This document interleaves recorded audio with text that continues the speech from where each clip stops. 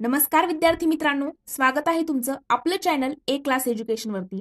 मित्रांनो, आजच्या व्हिडिओमध्ये आपण होमगार्ड भरती 2024 विषयी संपूर्ण सविस्तररित्या माहिती घेणार आहोत। फॉर्म फिल करणं जे आहे मित्रांनो, म्हणजे जाहिरात आलेली आहे आणि फॉर्म फिल करणं जे आहे सुरू झालेलं आहे। तर मित्रांनो, होमगार्ड नोंदणीचं जे आहे 15 जुलै 2024 म्हणजे आजपासून 31 जुलै 2024 पर्यंत तुम्ही जो आहे फॉर्म फिल करू शकता।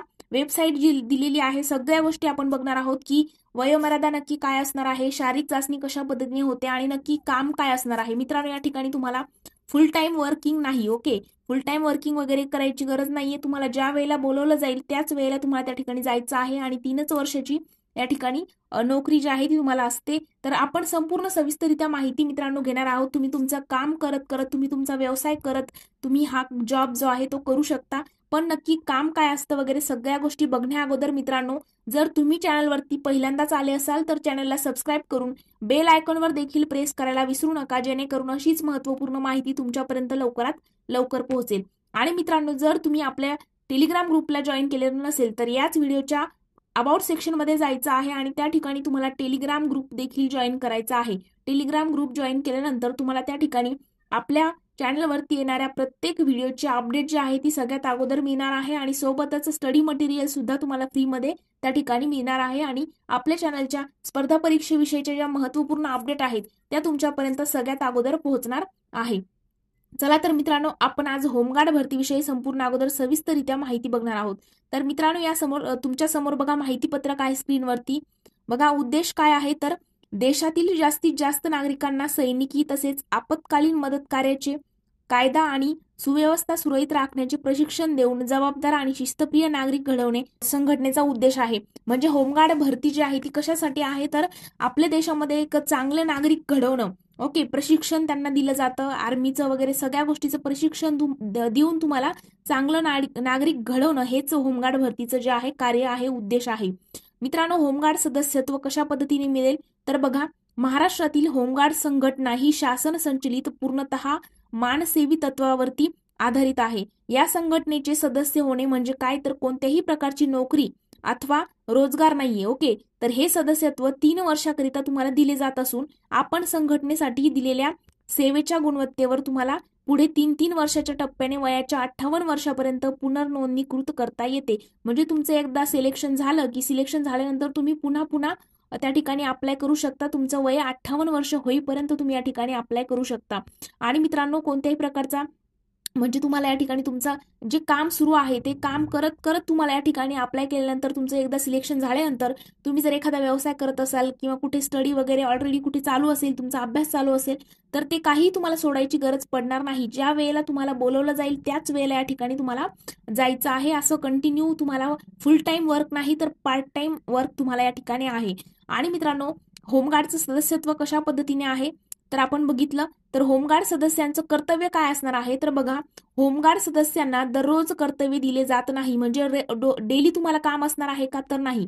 पोलीस दलाच्या मागणीप्रमाणे किंवा कायदा आणि सुव्यवस्था राखणे कामी पोलीस दलासोबत बंदोबस्त, त्यानंतर आणखी आपत्कालीन परिस्थितीमध्ये अग्निशमन असेल, विमोचन असेल, पूरविमोचन, तसेच रोगराई महामारी काळामध्ये किंवा संप काळामध्ये प्रशासनाला काय करायचं आहे, मदत करायची आहे, असं तुमचं कार्य असणार आहे। तुम्हाला कंटिन्यू जॉब आहे का फुल टाइम, म्हणजे डेली आता जसं एखाद्या ठिकाणी सिलेक्शन झालं, आता तुम्ही तलाठी झाले, तर तलाठी झाल्यानंतर लेटर आल्यानंतर तुमची जॉईनिंग झाल्यानंतर तुम्हाला कंपल्सरी कामाला जावंच लागणार। जो वेळ ठरलेला असेल त्या वेळेनुसार जायचं आणि रिटर्न यायचं, असं या पद्धतीने होणार नाही। तुम्ही तुमचे काम करत करत या ठिकाणी होमगार्ड भरतीसाठी अप्लाय करू शकता आणि तुमचं सिलेक्शन झाल्यानंतर तुम्हाला फक्त जेव्हा म्हणजे गरज आहे त्याच वेळेला बोलवलं जाणार आहे, ओके। संपाच्या काळात असेल, पूर वगैरे या गोष्टी असतील, अग्निशमन वगैरे, म्हणजे अशा परिस्थिती आपत्कालीन परिस्थितीमध्येच तुम्हाला फक्त बोलवलं जाणार आहे त्यांच्या मदतीकरिता, तेव्हा तुम्हाला जायचं आहे। तर मित्रांनो, होमगार्डना देय भत्ते म्हणजे काय, तर तुम्हाला त्या ठिकाणी फक्त मग देशाची सेवा करायची आहे का फॉर्म फिल करून, तर नाही।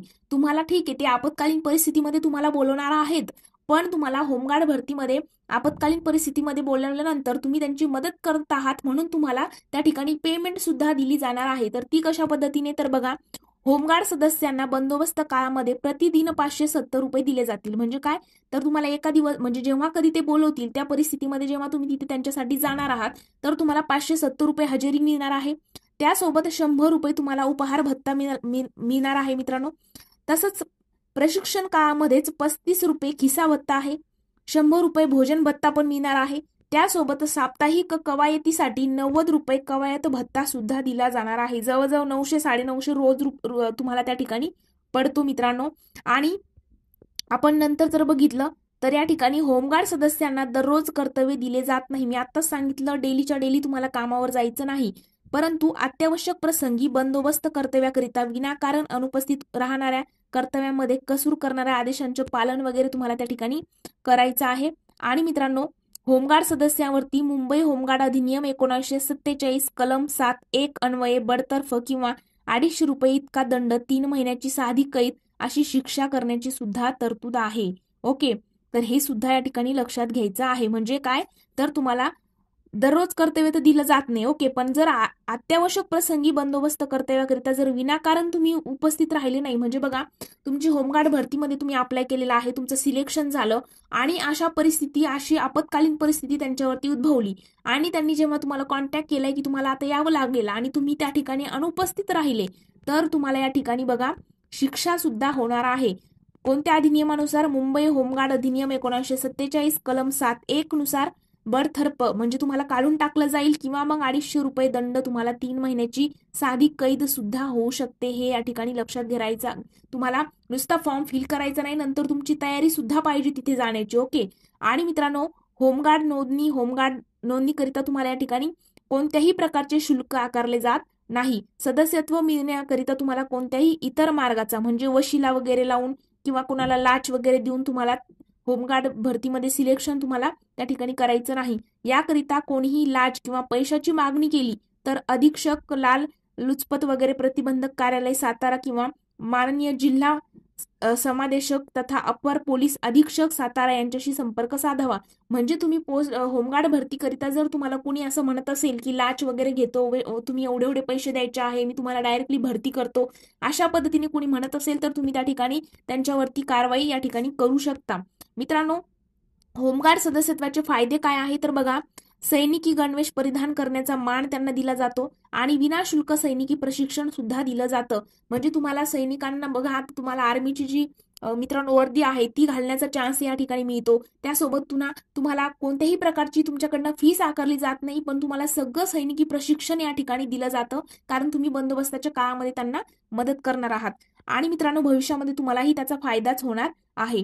3 वर्ष सेवा पूर्ण होमगार्डांना राज्य पोलीस दल, वन विभाग आणि अग्निशमन दलामध्ये 5% आरक्षण सुद्धा दिलं जातं. म्हणजे बघा, जर तुम्ही आता कुठेतरी 12वी वगैरे क्रॅक केलेली आहे आणि तुम्ही म्हणजे एकदम नाही का पोलीस भरतीची वगैरे तयारी करणारे विद्यार्थी असतील, तर त्यांनी जर मित्रांनो अप्लाय केलं आणि 3 वर्षच तुम्हाला फक्त जॉब करायचा आहे, काही कंटिन्यू जॉब पण करायचा नाहीये, ओके, तर तुम्ही जर एकदा सिलेक्शन तुमचं झालं तर नंतर फ्युचरमध्ये जर तुम्ही स्पर्धा परीक्षेची वगैरे तयारी केली तर तुम्हाला या ठिकाणी अग्निशमन दल असेल, पोलीस दलाची नंतर वन विभागामध्ये तुम्ही जर अप्लाय करत असाल तर 5% चक्क आरक्षण तुम्हाला या ठिकाणी दिलं जाणार आहे. तर ही गोष्ट सुद्धा लक्षात घ्यायची आहे. आणि मित्रांनो, प्रथमोपचार, अग्निशमन, विमोचन यासारख्या विषयांचे प्रशिक्षण घेण्याची संधी तुम्हाला या ठिकाणी मिळणार आहे. गौरवास्पद कामगिरी केल्यास तुम्हाला विविध पुरस्कार, पदकी मिळवण्याची सुद्धा संधी मिळणार आहे. म्हणजे तुम्हाला जर तुम्ही चांगलं काम वगैरे केलं तर तुम्हाला या ठिकाणी शासनाकडनं पुरस्कार आणि पदव्या ज्या असतात त्या मिळवण्याच्या सुद्धा या ठिकाणी संधी मिळणार आहे. मग होमगार्ड होण्याकरिता नक्की काय करावं लागेल? ओके, आता तुम्हाला सगळं समजलेलं आहे की फुल टाइम जॉब नाही, पार्ट टाइम आहे, जेव्हा ते बोलवतील तेव्हाच जायचं आहे. आपत्कालीन परिस्थिती कधी एखाद्या वेळेस उद्भवलीच तर तुम्हाला जायचं आहे. अनुपस्थित राहिल्यानंतर तुम्हाला दंड वगैरे आहे. आता सगळ्या गोष्टी झाल्या, तुम्हाला सगळं पटलेलं आहे. ओके, पण मग नक्की काय पात्रता आहे तर बघा, तुम्हाला शैक्षणिक पात्रता जर बघितलं तर कमीत कमी तुमची 10वी झालेली पाहिजे. ओके, जर तुम्ही 10वी पास असाल तर तुम्ही या ठिकाणी अप्लाय करू शकता. मग तुमचं वय 58 वर्षापर्यंत तुम्ही कधीही अप्लाय करा. ओके, आणि मित्रांनो, शारीरिक पात्रता जर बघितली तर तुम्हाला बघा, वय 20 वर्ष पूर्ण ते 50 वर्षाच्या आत, ते 58 वर्ष काय होतं तर ती सर्व्हिस तुम्ही पुन्हा त्या ठिकाणी अप्लाय करू शकता. मात्र तुमचं वय जे आहे मित्रांनो 20 वर्ष पूर्ण ते 50 वर्षाच्या आतमध्ये तुम्ही असायला हवे. उंची पुरुषांकरिता 162 सेंटीमीटर असणं गरजेचं आहे आणि महिलांकरिता 150 सेंटीमीटर उंची या ठिकाणी असणं गरजेचं आहे. त्यानंतर छाती जी आहे फक्त पुरुष उमेदवारांकरिता आहे की न फुगविता तुमची 76 सेंटीमीटर म्हणजे 76 आणि कमीत कमी 5 सेंटीमीटर फुगवणं तुमची आवश्यक आहे. आणि मित्रांनो, मग त्यानंतर आवश्यक कागदपत्र जर बघितले तर रहिवासी पुरावा आहे, त्यानंतर तुम्हाला मग रहिवासी पुराव्यामध्ये तुम्ही आधार कार्ड किंवा मतदान जे आहे तुमचं इलेक्शन कार्ड तेही तुम्ही देऊ शकता. शैक्षणिक अर्हता प्रमाणपत्र म्हणजे 10वी तुमची जी झालेली आहे तर त्याचं तुम्हाला मार्कशीट तुमच्याकडे असणं गरजेचं आहे. जर नसेल तर तुम्ही ज्या शाळेत शिकलेला आहात त्या ठिकाणी अर्ज करून तुम्ही ते मिळवू शकता. त्यानंतर जन्मदिनांक पुराव्याकरिता SSC बोर्ड प्रमाणपत्र म्हणजे काय तर 10वीचं तुमचं जे मार्कशीट आहे ते तुम्ही त्याच्यावरती तुमचा जन्मदिनांक असतो त्यामुळे ते अप्लाय करू शकता. किंवा मग तुमची TC जी आहे शाळा सोडल्याचा दाखला आहे मित्रांनो तो देखील अप्लाय तुम्ही करू शकता. तांत्रिक अर्हता धारण करिता असल्यास तत्सम प्रमाणपत्र तुमच्याकडे असणं गरजेचं आहे. खाजगी नोकरी जर तुम्ही करत असाल तर मालकाचे ना हरकत प्रमाणपत्र सुद्धा तुमच्याकडे असणं गरजेचं आहे. आणि 3 महिन्याच्या आतील पोलीस चारित्र्य पडताळणी प्रमाणपत्र म्हणजे आता तुम्ही कोणत्याही प्रकारचा तुमच्यावरती गुन्हा वगैरे नाहीये ह्या गोष्टी तुम्हाला प्रूफ म्हणून एक पोलीस चारित्र्य पडताळणी प्रमाणपत्र सुद्धा या ठिकाणी देणं गरजेचं आहे. कारण तुम्ही नंतर देश सेवा करणार आहात, देशासाठी काम करणार आहात. ओके, तुमच्या नाहीतर तुम्ही आहेत ऑलरेडी क्रिमिनल आणि तुम्ही इकडे करताय अप्लाय, हे चालणार नाही. त्यानंतर मित्रांनो, शारीरिक क्षमता चाचणी जर बघितली तर उमेदवारांना प्रत्येक शारीरिक चाचणी प्रकारामध्ये तुम्हाला 40% गुण मिळवून पात्र होणं गरजेचं आहे.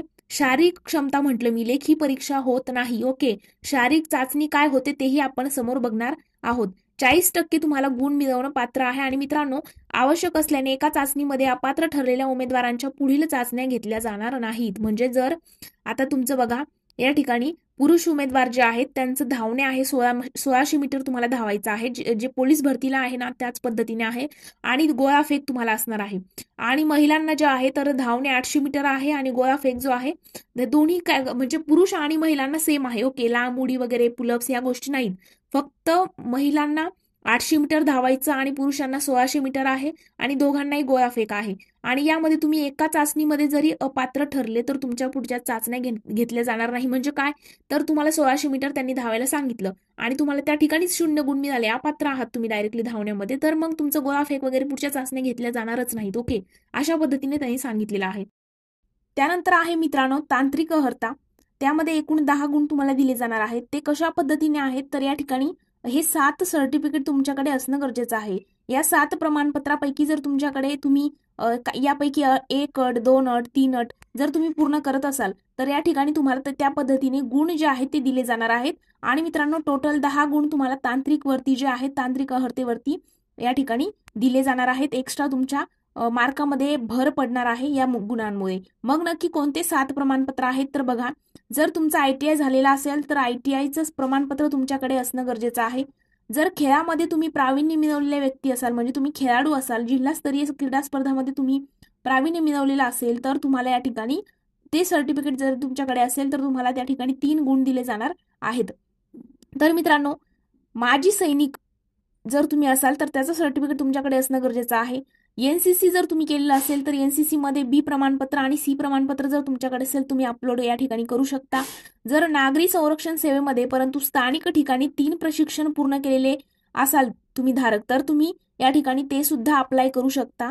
किंवा जड वाहन चालक परवाना धारक जर तुम्ही असाल तर या ठिकाणी ते सुद्धा सर्टिफिकेट तुम्ही या ठिकाणी अपलोड करून हे एक्स्ट्रा जे गुण आहेत ते या ठिकाणी मित्रांनो घेऊ शकता. खाली एक लाईन दिलेली आहे की शारीरिक क्षमता चाचणी पात्र ठरल्यानंतरच तांत्रिक अर्हतांचे गुण विचारात घेतले जातील. म्हणजे काय, शारीरिक चाचणी झाल्यानंतरच तुमचे तांत्रिक अर्हतेचे गुण जे आहेत ते ऍड केले जाणार आहेत, हे या ठिकाणी लक्षात घ्यायचं आहे. आता मग तारीख कधी आहे, कधीपासून अप्लाय करायचं आहे तर बघा, 15 जुलै म्हणजे आजपासूनच अप्लाय करायला सुरुवात झालेली आहे. तर 31 जुलै तुमची शेवटची तारीख असणार आहे. 31 जुलैपर्यंत तुम्ही जे आहे अप्लाय करू शकता. आणि मित्रांनो, या ठिकाणी हे लक्षात ठेवायचं आहे की महाराष्ट्र cdhg.government.in या तुम्हाला वेबसाईटवरती फॉर्म जो आहे तो फिल करायचा आहे. इंग्रजी भाषेतूनच फॉर्म फिल करायचा आहे. त्या ठिकाणी आधार क्रमांक आणि जन्मदिनांक जे आहे ते टाकताना व्यवस्थित टाकायचं आहे, चुकी व्हायला नको. आणि मित्रांनो, उमेदवार ज्या भागातील रहिवासी आहे तो भाग ज्या पोलीस ठाण्याच्या अंतर्गत येतो त्याच पोलीस ठाण्याअंतर्गत पोलीस ठाणे आणि पथकामध्ये त्याच जिल्ह्यामध्ये अर्ज दाखल करता येईल. म्हणजे तुम्ही महाराष्ट्रामध्ये ज्या जिल्ह्याचे रहिवासी असाल त्याच जिल्ह्याच्या त्या ठिकाणी तुम्हाला पथकामध्ये तुम्हाला अप्लाय करायचं आहे आणि त्याच जिल्ह्याचं तुमचं या ठिकाणी स्वीकारलं जाणार आहे. तर मित्रांनो, ही झाली होमगार्ड भरतीची संपूर्ण सविस्तरित्या माहिती. या व्हिडिओनंतरही तुम्हाला वाटत असेल की काही डाऊट आहेत तर आपण वयोमर्यादा ही बघितलेली आहे की 20 वर्ष पूर्ण पाहिजे, कमीत कमी 20 आणि जास्तीत जास्त 50 वर्ष पाहिजे. ओके, आणि नंतर काम वगैरे बघितलेलं आहे की फुल टाइम जॉब नाही, पार्ट टाइम जॉब आहे आणि या व्हिडिओनंतर पण वाटत असेल काही तुम्हाला डाऊट आहे तर या व्हिडिओच्याच कमेंट सेक्शनमध्ये तुम्ही डाऊट विचारू शकता किंवा आपल्या चॅनलच्या अबाउट सेक्शनमध्ये जर तुम्ही गेलात तर त्या ठिकाणी तुम्हाला टेलिग्राम ग्रुपची लिंक दिलेली आहे. त्या ठिकाणी तुम्ही आम्हाला पर्सनली मेसेज करून तुमचे डाऊट जे आहे मित्रांनो विचारू शकतात. तर थँक्यू सो मच. आज आपण इथेच थांबूया.